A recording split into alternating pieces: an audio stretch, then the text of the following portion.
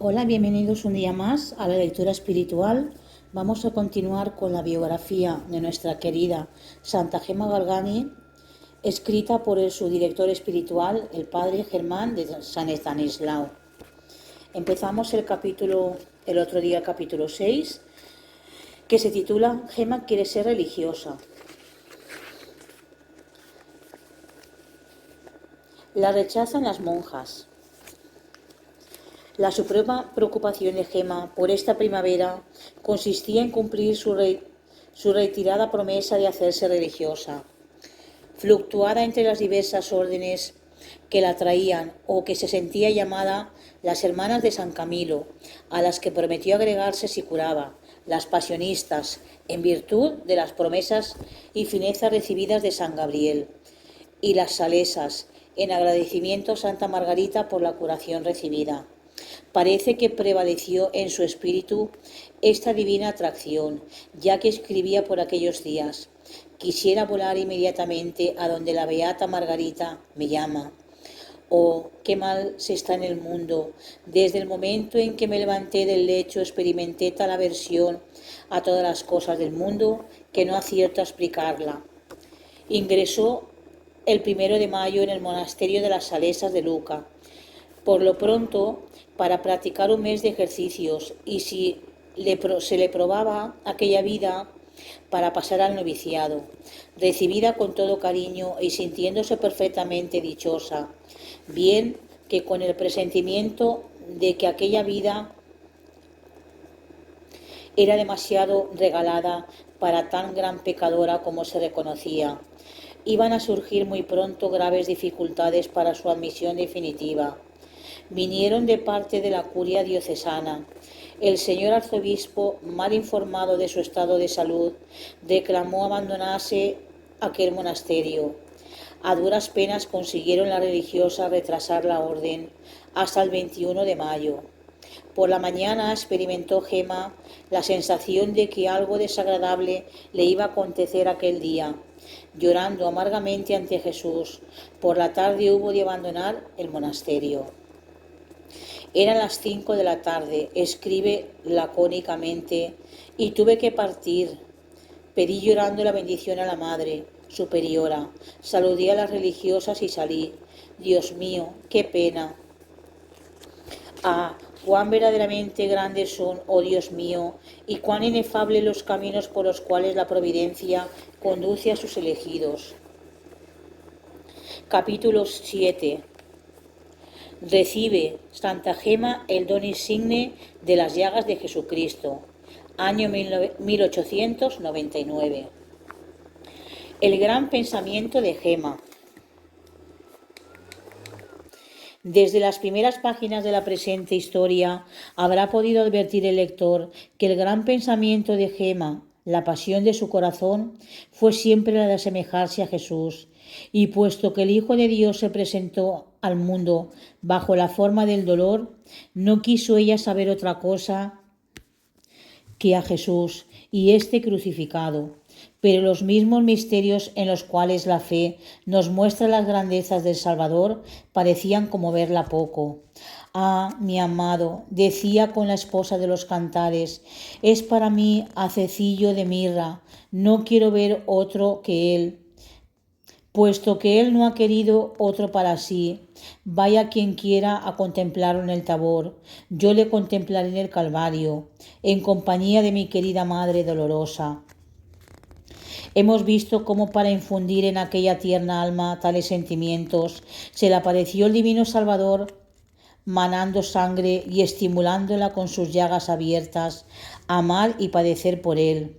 Y poco ha, en el capítulo precedente, cómo con semejantes visiones y locuciones la dispuso la gracia a cosas grandes y la condujo como por la mano con singularidadísima providencia, a fin de hacerla capaz de unirse a él.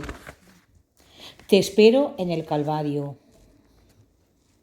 Por fin, cierto día después de la Sagrada Comunión, oyó a Jesús mismo que le decía: Gema, valor, te espero en el Calvario. A este noble convenio habían sido dirigidas aquellas múltiples contrariedades, aquellos atroces dolores, aquel prolongado retiro de ejercicios espirituales en un monasterio, aquella extraordinaria contrición de los propios pecados, de que antes hablé, en una palabra, todas aquellas gracias extraordinarias concedidas por Dios a Gema desde el día de su prodigiosa curación hasta hoy. Levántate, pues, afortunada Virgen, Jesús mismo te invita, la gracia ha ejecutado su obra, tu alma está suficientemente purificada. Se aproxima la hora en que comprenderás completamente tu vocación. Levántate y déjate transformar en el Divino Esposo crucificado. Era el 8 de junio de 1899, víspera de la fiesta del Sagrado Corazón. Después de comulgar, diole el Señor a entender que aquella misma tarde le haría la gracia señalada. Noticia que comunicó sin tardar a su confesor, a quien pidió nuevamente la absolución de sus pecados. Inmediatamente después se retiró a su casa con el entendimiento ocupado en altos pensamientos y el corazón rebosando alegría. Veamos lo que ocurrió y tú, querido lector, recógete cuanto puedas para contemplar el más hermoso espectáculo a que espiritualmente podemos asistir aquí en la tierra. Las llagas. Dejemos no lo refiera ella misma, Santa Gema. Llegada la tarde, de repente, más pronto que de ordinario, me sentí presa de un dolor interno, muy fuerte de mis pecados. Después de me sentí recogida en todas las potencias del alma. El entendimiento no conocía más que mis pecados y la ofensa inferida a Dios. La memoria me los traía todos a la vista, representándome al propio tiempo todos los tormentos que Jesús había sufrido por salvarme. La voluntad me los hacía detestar todos y prometer sufrirlo todo a fin de expiarlos. Multitud de pensamientos fluían en mi mente, pensamientos de dolor, de amor, de temor, de esperanza y de consuelo. Al recogimiento interior sucedió bien pronto la pérdida de los sentidos y me hallé en presencia de mi Madre Celestial, que tenía a su derecha al ángel de mi guarda, quien lo primero que me dijo fue que hiciera un acto de contrición. Una vez hecho, la Madre me dijo estas palabras: «Hija, en nombre de Jesús te son perdonados todos tus pecados». Luego añadió: «Mi Hijo Jesús te ama mucho y quiere concederte una gracia singular. ¿Sabrás hacerte digna de ella?». Mi miseria no sabía qué responder. Siguió diciendo: «Yo seré para ti madre. ¿Sabrás tú mostrarte verdadera hija?». Extendió su mano y me cubrió con él. En este instante apareció Jesús con todas las llagas abiertas, pero de las llagas ya no salía sangre, salían llamas de fuego que en un momento vinieron a cebarse en mis manos, pies y costado. Creí morir y habría caído en tierra si la Madre Celestial no me hubiera sostenido teniéndome siempre cubierta con su manto. Por espacio de varias horas tuve que mantener esta postura. Después mi madre me besó en la frente. Desapareció todo y me hallé de rodillas en tierra, pero seguía sintiendo un fuerte dolor en las manos, pies y costado.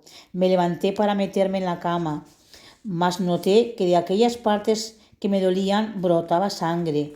Las tapé lo mejor que pude y luego, ayudada por el ángel, pude acostarme en la cama. Tuvo lugar este prodigio en la casa número 13 de la vía Viscione, piso primero, parroquia de San Frediano, en donde habitaba entonces Gema con su familia, y designamos con singular cariño esta casa, porque creemos que algún día llegará a ser santuario memorable como el de Albernia, en donde recibió las sagradas llagas el patriarca San Francisco. ¿No estás satisfecha, oh Gema, de tomar asiento al pie de la cruz del Salvador? Adornada con estas divinas joyas en compañía de la Virgen Dolorosa, de Francisco de Asís, de Catalina de Siena, de Verónica Giuliani. De hoy en adelante podrás como ellos decir: «Nadie me moleste, llevo en mi cuerpo las llagas de nuestro Señor Jesucristo. Stigmata Domini Jesu incorpore meo porto». Tía, mira lo que me ha hecho Jesús. Del sacrificio del seráfico patriarca dícese en su vida que después de estar señalado con tal don, mientras de una parte se sentía todo transformado por amor de Dios, no era poca la angustia en que por otra parte debía hallarse al ver que no podía ocultar aquellas misteriosas heridas a los ojos de los profanos. Pedido consejo a sus discípulos de Albernia, estudióse el modo cómo pudieran mantenerse ocultas. Bastante más difícil era esto para Gema, la cual no vivía en un desierto sino en medio del mundo, rodeada continuamente de personas curiosas. Además, 2 veces al día le tocaba salir de casa para ir a la iglesia, a la comunión y a la visita, y a todo esto las heridas derramando sangre en abundancia. ¿Qué hacer, pues? Luego de haber reflexionado en ello toda la noche, por la mañana probó de levantarse y aun cuando al poner los pies en el suelo vio que no podía consigo y a cada instante creía morir del dolor, con todo se levantó, cubrió sus manos con unos guantes y más, arrastrándose que caminando, fue a recibir la Sagrada Comunión. De regreso a su casa, además de la angustia de no poder ocultar ese prodigio, se sintió no poco perpleja por no poder atinar qué podrían ser aquellos signos. Al principio, creyendo en su ingenuidad que todas las almas desposadas con Cristo por el voto de virginidad tenían aquellas señales, con la mayor sencillez preguntaba a unas y a otras si alguna vez había experimentado semejantes heridas, obteniendo contestación negativa. ¿Cómo ocultar, pues, impresiones tan profundas y sanguinolentas? Después de mucho reflexionar, resolvió manifestarlo a su tía, y presentándose con los brazos extendidos y cubiertas las manos con el vestido, dijo: «Tía, mira lo que me ha hecho Jesús». Ante aquella vista y aquellas palabras quedó aturdida la piadosa mujer, la cual, si bien en adelante, según veremos, entendió el portentoso misterio, le era ahora absolutamente nuevo y desconocido, y no podía en manera alguna explicarse la causa natural de todo ello. El fenómeno. Seguramente querrá el lector que yo le explique de qué naturaleza eran las llagas de la sierva de Dios, cómo se formaban y de qué modo se manifestaron en lo sucesivo. Principió el fenómeno de la manera que se ha visto, y como nadie más que la Virgen favorecida lo presenció, a su relato me atengo, sin añadir ni quitar nada. A partir de ese día se repetía periódicamente todas las semanas, desde la noche del jueves, poco más o menos a las 8, hasta las 3 de la tarde del viernes, sin preparación de ninguna clase y sin que anunciase el más pequeño dolor, excepción hecha del recogimiento precursor del éxtasis. De repente se presentaba en el dorso y en la palma de ambas manos una mancha rubicunda, y por debajo de la epidermis, que es la membrana sutil y transparente que cubre exteriormente la piel, una rasgadura en la carne viva, esto es, en la dermis de forma oblonga, la del dorso, e irregularmente redonda la de la palma. Al propio tiempo rasgábase la epidermis y se ponían al desnudo las heridas de aquellas inocentes manos, con todos los caracteres de llagas vivas, teniendo como 1 centímetro de diámetro la de la palma y unos 20 milímetros de largo por 2 de ancho la del dorso.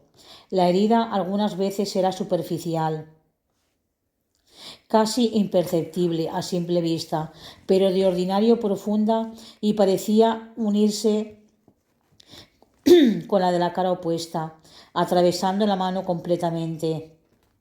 Y digo que parecía porque de las heridas salía sangre, era parte líquida y parte coagulada, y al cesar esta de salir, la herida se contraía y no era fácil explorarla sin el auxilio de la sonda, instrumento que no me atrevía a usar ya por el temor reverencial que me inspiraba la estática en aquellas condiciones, ya porque el dolor le hacía retraer convulsivamente las manos, y además porque la herida de la palma estaba cubierta por una protuberancia dura, carnosa en forma de cabeza de clavo, sin adherencias y del diámetro de una moneda de 5 céntimos. En los pies, además de ser mayor la rasgadura y de color lívido, sus labios, la diferencia de tamaño era en sentido inverso, pues su mayor diámetro correspondía al dorso y el menor en la planta, con la particularidad de que la del dorso del pie izquierdo era tan grande como la de la planta del pie derecho, al igual que serían las del Salvador. Toda vez que con un solo clavo fueron sujetos a la cruz sus santísimos pies, el derecho sobrepuesto al izquierdo. Pasemos ahora a la llaga del costado. La abertura del costado de Gema tenía la forma de media luna, en sentido horizontal, con las puntas hacia arriba, de 6 centímetros de longitud y 3 milímetros de ancho. Con su parte media, formaba con sus dos caras un ángulo que tenía su vértice a 1 centímetro de profundidad. La sangre que salía de esa herida era en tal abundancia que empapaba las ropas interiores, hasta el extremo de que la humilde Virgen, para ocultarlas, tenía que valerse de lienzos doblados, los cuales escondía una vez mojados, para más tarde lavarlos sin que nadie se enterase. Dadas estas condiciones, se comprende que no fuese posible saber cuántas veces se manifestaba el fenómeno maravilloso, fuera de los días acostumbrados, ni calcular la cantidad de sangre perdida por esta víctima en las 24 horas que duraba el fenómeno. Puede solo asegurarse que era mucha, según observaron las personas que asistían a Gema. Una de ellas manifestó con juramento ser tal su abundancia que, si no encontraba obstáculos, corría hasta el suelo. Lo mismo se aseguró con referencia a las demás llagas. Era, pues, lo que salía de las heridas verdadera sangre, de hermoso color, enteramente igual a la que sale de las heridas recientes, y como tal se coagulaba sobre la piel, los paños y el pavimento. No era menos admirable el modo como las llagas se borraban. Una vez terminado el éxtasis del viernes, cesaba de salir sangre, tanto del costado como de las manos y de los pies. La carne viva se secaba poco a poco. Los tejidos lacerados se unían y cicatrizaban, y al día siguiente, lo más tarde el domingo, no quedaba el menor vestigio de aquellas profundas rasgaduras en el centro ni en la periferia. La piel las cubría uniformemente. Como en las partes sanas solo variaba el color, por quedar en el punto correspondiente una mancha blanquecina, indicio de que al día anterior había llagas en aquel sitio, las cuales se producían a los 5 días, para proceder de igual modo. Muerta Gema, 2 años después de producirse el fenómeno, comprobóse en el cadáver que persistían las manchas, cosa que no había sido fácil observar en vida, sobre todo en los pies, por la dificultad de desnudarlos durante los éxtasis, hasta que fue prohibido por los directores de Gema. El fenómeno de la aparición de las llagas se realizó de una manera regular y constante todas las semanas, en los días jueves y viernes, sin que se manifestasen en ningún otro sitio, por memorable que fuese, ni aun en los casos en que los éxtasis se repetían de forma extraordinaria. Hubo, sin embargo, por poco tiempo una excepción, que referiré largamente en otro capítulo. Ciertamente estas gracias no son ordinarias, pero ¿quién podrá negar a Dios el derecho de concederlas algunas veces en favor de almas privilegiadas, como sabemos era la Virgen de Luca? Lo que al oírlas referir parecen quedar un poco menos que escandalizados, dan prueba de no entender nada de las cosas divinas, respeto de la providencia, más todavía de tener fe muy débil. Hasta aquí la lectura espiritual de hoy. El próximo día continuaremos con otro capítulo. Ave María Purísima, sin pecado concebida.